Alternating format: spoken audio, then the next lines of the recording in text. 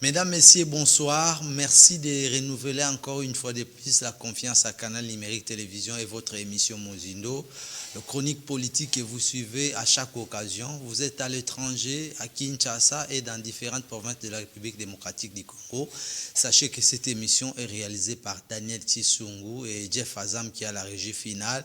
Aussi Richard Ngambou qui est du côté montage, Padou Bomboussa qui assure la ligne si vous nous suivez sur YouTube.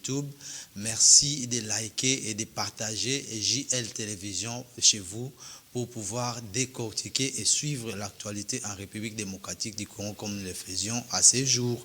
Nous allons décortiquer l'actualité après les élections de 2023, le 20 décembre, selon le calendrier de la Commission électorale nationale indépendante. Nous disons 2024, autre vision pour les Congo. Dans ça, on va parler quand même des élections générales à tous les niveaux. On se pose la question de savoir que retenir de l'organisation de la Commission électorale nationale indépendante.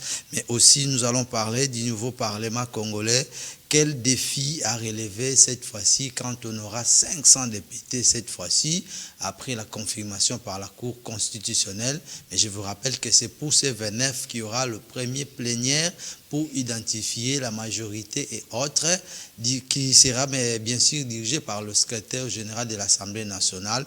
Alors nous allons terminer pour parler de l'actualité qui défraie la chronique, notamment l'union sacrée de la nation congolaise entre les frondeurs et les enjeux simples. Pour ce soir, nous avons sur ce plateau Dr Aimé Kabouya. Il est au cadre du RDT, le Rassemblement des démocrates tshisekédistes en sigle, de Dr Sylvain Mutombo. Il est venu répondre à quelques questions de notre rédaction. Il est avec nous sur ce plateau. Nous l'accueillons avec joie et plaisir. Bonjour et bienvenue. Merci M. Fred. Bonjour aux différents téléspectateurs qui vont nous suivre et merci pour votre invitation. Merci. Nous étions avec vous lors de la campagne électorale. C'est une période qui est déjà conjuguée au passé. Vous étiez également candidat à la législative nationale et malheureusement, après la publication par la CENI, les choix a été portés autrement. Il y a un message à ceux qui vous ont donné confiance. Certainement. Avant tout, merci. Merci de me donner cette occasion. Vous savez, le regroupement, notre regroupement, le Rassemblement des démocrates tshisekédistes, qui est un parti politique appartenant au chef de l'État, son Excellence M. Félix-Antoine Tshisekedi Tshilombo, a fait une très bonne campagne. Ça, c'est une première chose que nous voulons dire. Nous avons des preuves. Hein? Nous avons des preuves. Les bureaux des CENI sont là. La loi avait demandé à ce que, 48 heures après le vote, que la CENI puisse publier tous les résultats, bureau par bureau. Et normalement, ça devait être disponible sur le site d'Internet. Cela permettra justement aux personnes qui se sont déplacées pour aller voter de vérifier, de confirmer si réellement les personnes qui sont sorties sont, n'est-ce pas, les personnes qu'ils avaient désignées. Donc en cela, je voulais dire oui, merci à tous nos électeurs. Pour moi, les électeurs de la circonscription de Moamba, ils étaient nombreux. En tout cas, le dynamisme était là. Nous avions mobilisé beaucoup de bases dans des quartiers où nous retrouvions principalement beaucoup de populations, dont Mombele, Kiseso, qui est une commune, Mbanzalemba, qui est un quartier, Livoulou, et d'autres communes où nous avons été présents, Gaba. Donc je voulais d'ailleurs profiter de cette occasion pour remercier toutes les personnes qui ont contribué, les bénévoles, qui ont contribué à ce travail. On pourra certainement revenir sur d'autres détails, mais je peux dire que, en dépit des résultats qui ont, il faut le dire ainsi, cloué voilà, le RDT, le RDT a eu beaucoup de voix et d'autres discrétions. Je crois que ça reviendra au parti d'en parler. Alors, les élections, c'est constitutionnel. Normalement, chaque 5 ans, on devait renouveler les animateurs au niveau du Parlement, le gouvernement et la présidence de la République. Félix-Antoine Tshisekedi a raflé avec plus de 73%. Alors, nous disons comme thématique dans cette émission, 2024, autre vision pour les Congo. C'est possible? Certainement. Les Congolais ont exprimé leur volonté. Parce que le chef de l'État, j'étais au stade de martyr le jour où il a lancé sa campagne. Il n'a pas mâché les mots. Il a dit qu'il travaillait parce qu'il voulait justement, comme vous venez de le dire, il viendra sur d'autres thématiques dont les dislocations devant lesquelles nous sommes en train d'assister. Mais moi, je crois que nous devons avant tout féliciter une fois de plus le chef de l'État. Il a fait une très grande campagne. Le jour de l'inauguration, je l'observais de près. Pour ceux qui ont l'habitude de le regarder, vous verrez qu'il avait perdu beaucoup de poids. Donc, il s'était donné corps et âme pour, n'est-ce pas, faire comprendre aux Congolais quelle était son offre politique. Les Congolais l'ont compris. Ils lui ont donné 73%. Ça sont des élections, généralement, quand c'est travaillé à la manière dictatoriale, qu'on retrouve des candidats avec de tels scores.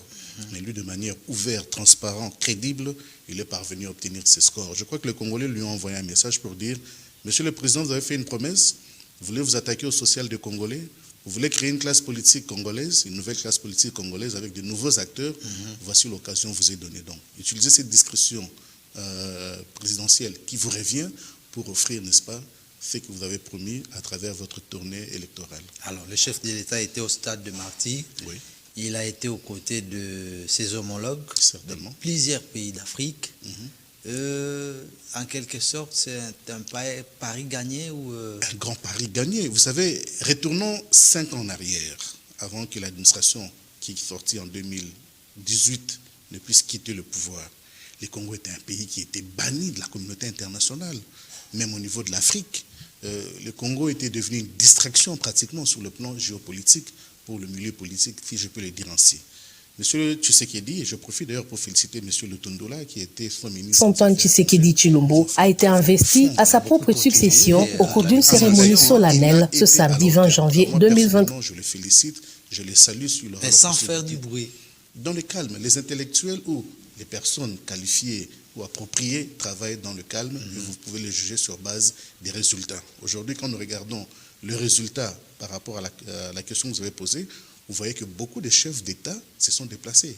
Pas moins de 18 ou 20 pays. On parle de 21 chefs d'État. Il y avait également des représentants. Effectivement, donc il y avait 21 chefs d'État et les représentants des différentes nations, dont les représentants du roi de la Belgique, les représentants du président des États-Unis en personne. Bref, je pense que c'était un succès. C'était une façon que la communauté internationale venait pour dire à son Excellence, Monsieur Félix Tshisekedi Tshilombo, voici l'occasion t'est donnée, nous sommes témoins, ils n'ont plus envoyé les observateurs parce qu'ils doutaient de la crédibilité, n'est-ce pas, de l'élection.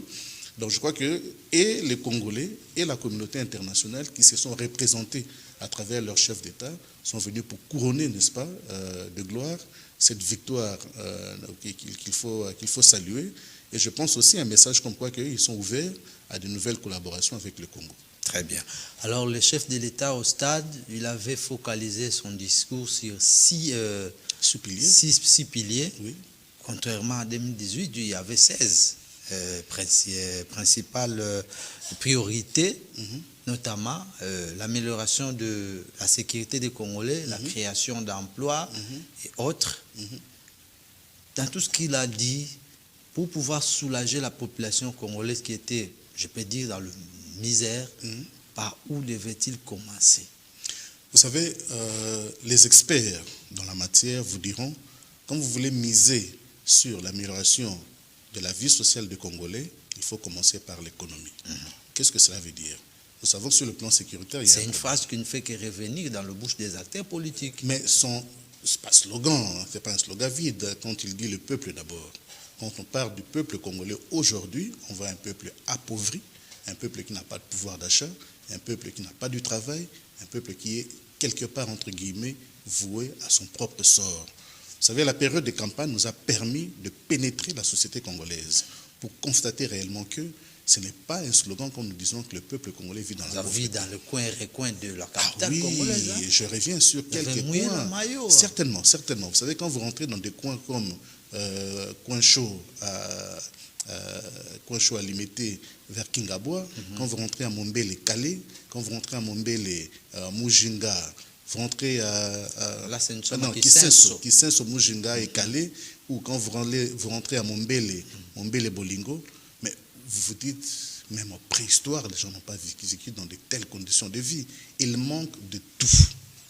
Et je ne peux pas entrer dans les détails. Bref, Je pense pour réussir son mandat, le chef d'État a besoin de s'entourer de nouveaux acteurs politiques, des hommes et des femmes crédibles, qui ont un parcours professionnel, qui ont une qualification vérifiable, palpable, mesurable aussi d'ailleurs, pour pouvoir offrir justement aux Congolais ce dont ils attendent de lui. Moi, je crois qu'il devait commencer par renforcer d'abord le pouvoir d'achat des Congolais. Il y a des mécanismes qui sont sortis. Moi, je suis expert en entrepreneuriat. Nous avons travaillé, entre autres, avec l'industrie du Canada et d'autres forces politiques ou économiques au niveau de l'Amérique du Nord. La création des richesses, c'est un mécanisme que nous avons connu à travers de gares que nous avons appelé gestion axée sur les résultats.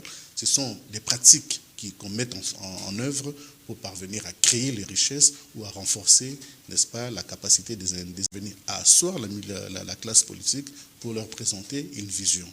La vision était comment nous pouvons travailler ensemble pour offrir au Congo ou pour relever les défis prioritaires auxquels les Congolais font face. Donc c'était une entente de circonstances, ce n'était pas une plateforme politique en tant que telle, c'était une entente de circonstances qui a été mise en œuvre pour permettre au Congo d'évoluer sans avoir de crise en tant que telle. Mais nous savons que ce sont ces mêmes acteurs qui étaient venus des régimes passés, avec tout ce que nous connaissons de ces régimes-là, qui se sont retrouvés. Et d'entrée de jeu, nous voyons déjà que ces mêmes acteurs se sont déjà mis en exécution par rapport à la stratégie pour récupérer le pouvoir. Donc la plateforme est là, l'Union sacrée.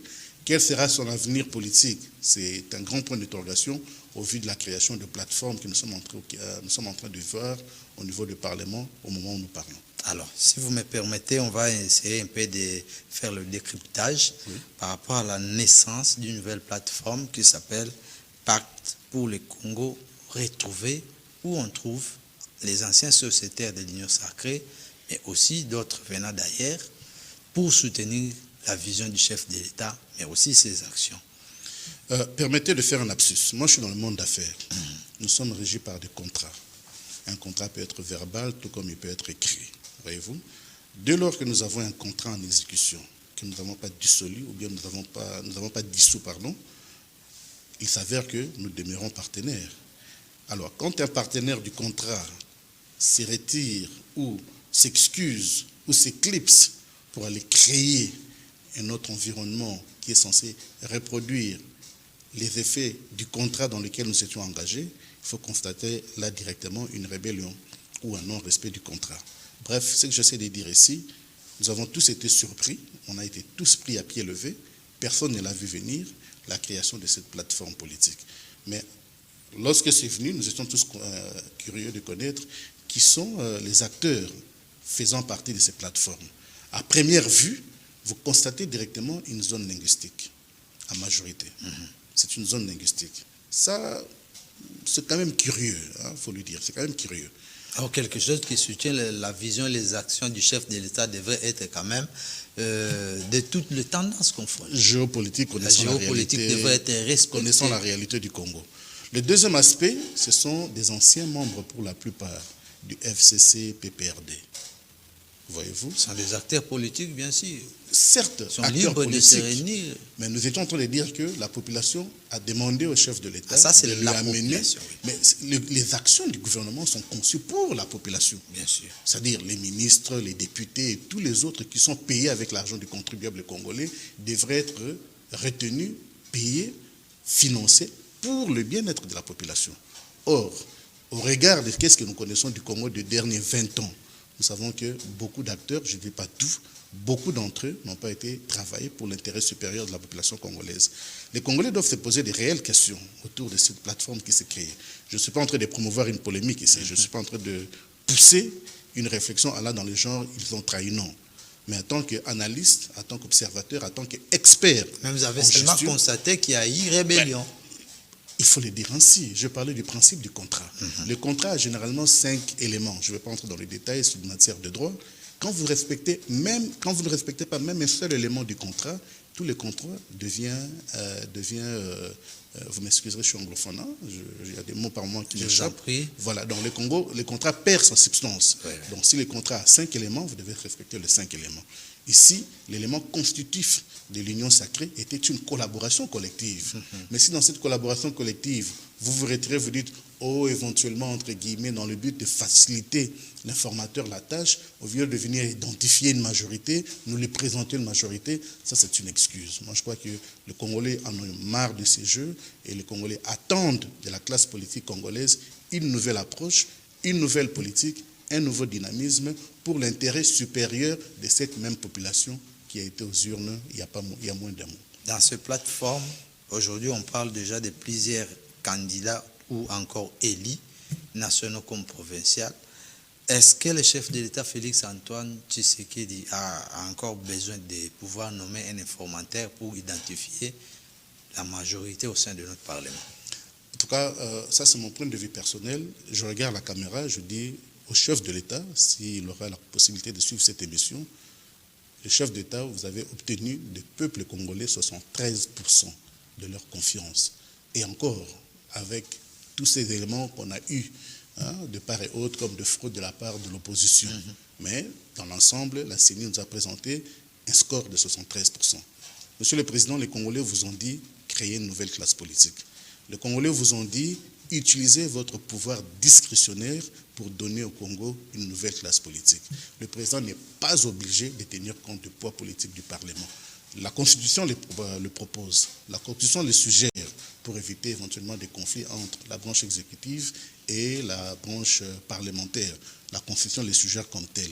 Mais le président a la discrétion et la capacité de nous présenter au travers d'un gouvernement des hommes et des femmes qui aiment le Congo, qui n'ont pas des antécédents criminels dans leurs fonctions au niveau du gouvernement de l'appareil étatique, qui n'ont pas d'antécédents criminels de manière générale, et des hommes et des femmes qui ont des compétences, qui sont dévoués à servir le Congo. Je vous donne un exemple. Vous avez un monsieur comme Gilles Ngeti. Il tenait une agence à travers laquelle il aurait pu s'enrichir et aller de l'avant.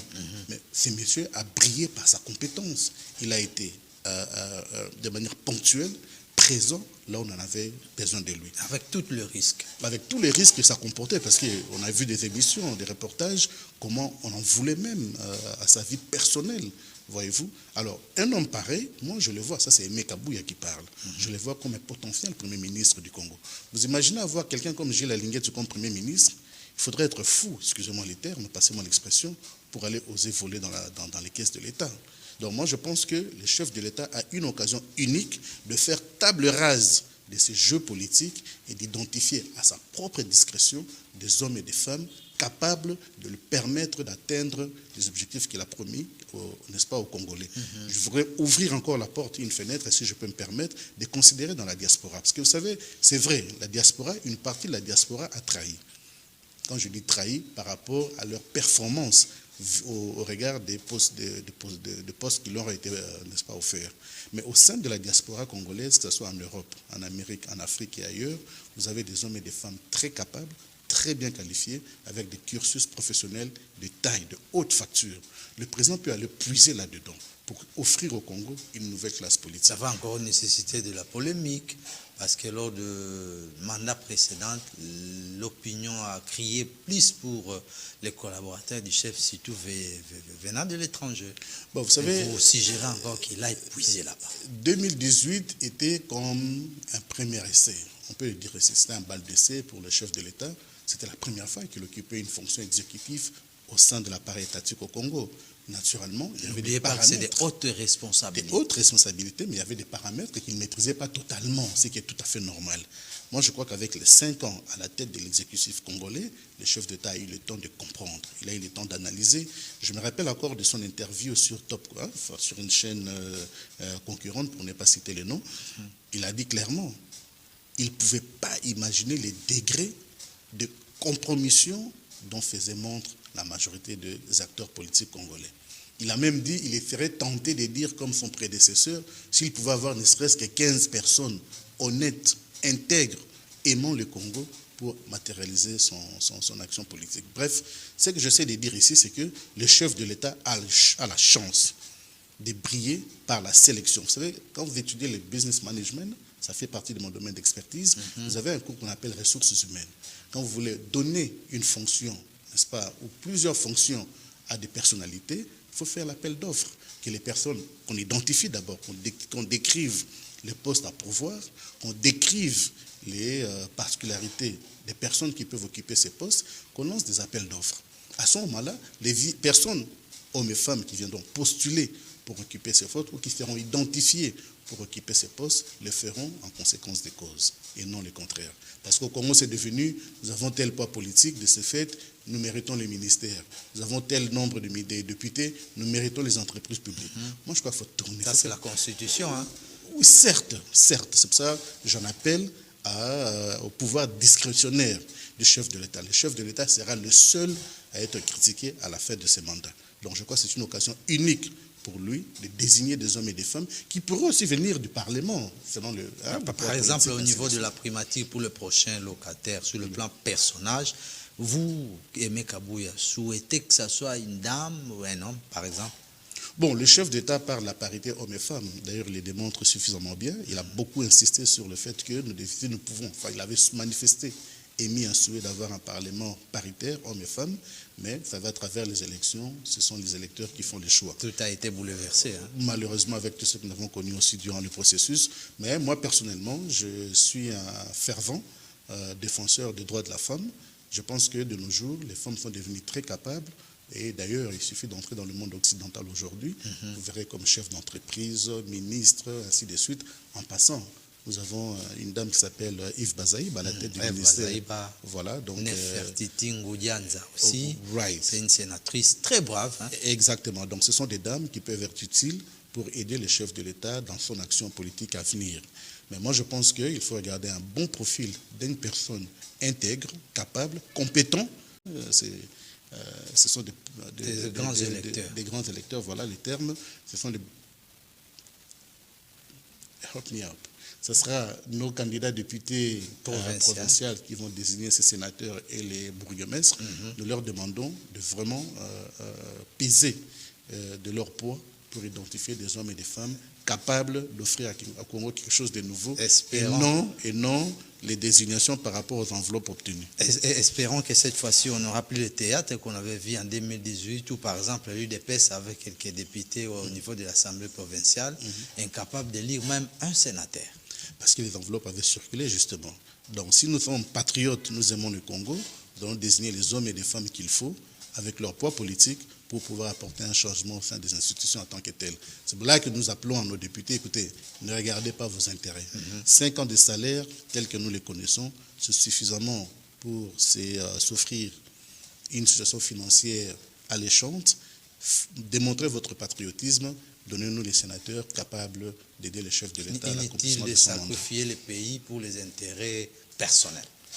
C'est ce que nous avons vu au Congo jusqu'à présent. Il faut dire les choses telles qu'elles sont. Si nous demandons une nouvelle classe politique au chef de l'État, c'est parce que nous avons été témoins justement de cette médiocrité-là, si je peux le dire ainsi. Merci. Avant de terminer cette émission, on va vous accorder quand même quelques minutes. Vous allez vous adresser devant ces caméras. Nous souhaitons quand même joyeux anniversaire à Madame Pistis Luzola, où elle nous suit depuis quelque part. Cette émission Mozindo vous souhaite quand même la longévité, la bonne santé, et puis également des bonnes choses dans toute ta vie.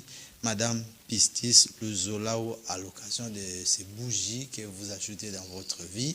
Mais sinon, ça n'est fini pour aujourd'hui. Docteur Aimé Kabouya, vous avez cette caméra. S'il y a un dernier message que vous pouvez adresser à la population congolaise en rapport avec tout ce que nous avons évoqué ici, que vous n'avez pas dit, la caméra est là. Merci beaucoup. D'abord, merci avant tout pour votre invitation. J'espère que j'en aurai encore d'autres. Bien sûr. Vous savez, je suis, comme je l'ai dit dans l'émission précédente, et je l'ai dit aussi aux autres amis qui n'ont pas eu, n'est-ce pas, les tickets pour le Parlement, que, à part la politique, il y a l'entrepreneuriat. Moi, je suis expert dans l'entrepreneuriat.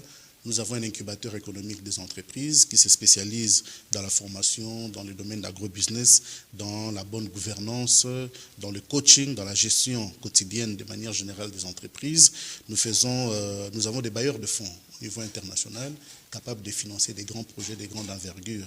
Si ces projets sont bancables, bien entendu, nous avons une équipe qui se spécialise dans la rédaction des plans d'affaires. Parce que c'est ça, au fait, l'élément de base. Donc, j'aimerais dire à tous nos frères, je suis expert consultant en immigration pour le Canada, j'essaie de favoriser les étudiants et les autres. Donc, essayer de donner au Congo, n'est-ce pas, cet élément de l'entrepreneuriat qui pourra Excusez-moi, nous sommes au studio. Voilà, donc je voudrais dire aux Congolais, à nos amis qui n'ont pas été élus, de nous retrouver, n'est-ce pas, créer une dynamique avec laquelle nous pouvons assister de ceux-là qui sont partis au Parlement au travers des initiatives entrepreneuriales. Vraiment, je peux demander à M. Fred, puisque j'ai toujours eu une passion quand je parle avec lui, parce que son émission a fait l'objet de beaucoup de commentaires.